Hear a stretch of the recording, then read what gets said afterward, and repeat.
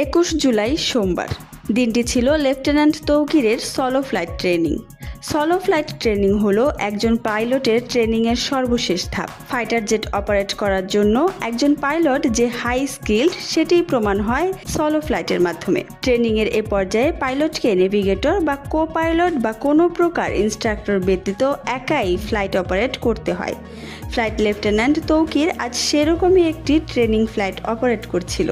Flight lieutenant Tauqir যথেষ্ট qualified ছিলেন। ট্রেনিংয়ের লক্ষ্যে তৌকির তার F-7 বিমান নিয়ে কুর্মিটোলা পুরাতন এয়ারফোর্স বেস থেকে টেক অফ করেন। এরপর উত্তরা, দিয়াবাড়ি, বাড্ডা, হাতিরঝিল, রামপুরার আকাশ জুড়ে তিনি উড়তে থাকেন। তবে কিছুক্ষণের মধ্যেই তিনি বিমানে কিছু সমস্যা আঁচ করেন। কন্ট্রোল রুমে রিপোর্ট করে জানান যে তার বিমান আকাশে ভাসছে না, মনে হচ্ছে বিমান নিচের দিকে পড়ে যাচ্ছে।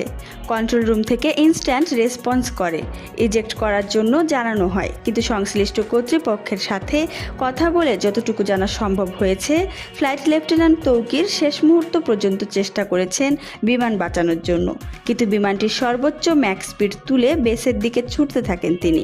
এর মধ্যেই কন্ট্রোল রুমের সাথে পাইলটের যোগাযোগ বিচ্ছিন্ন হয়ে যায়। তার ঠিক 1 থেকে 1.5 মিনিটের মধ্যেই বিমানটি নিয়ন্ত্রণ হারিয়ে উত্তরা মাইলস্টোন স্কুলে বিধ্বস্ত হয়। এ ঘটনায় 22 জনের মরদেহ উদ্ধার করেছে উদ্ধারকর্মীরা। এখনও উদ্ধার কাজ চলমান রয়েছে। আহত হয়েছে শতাধিক।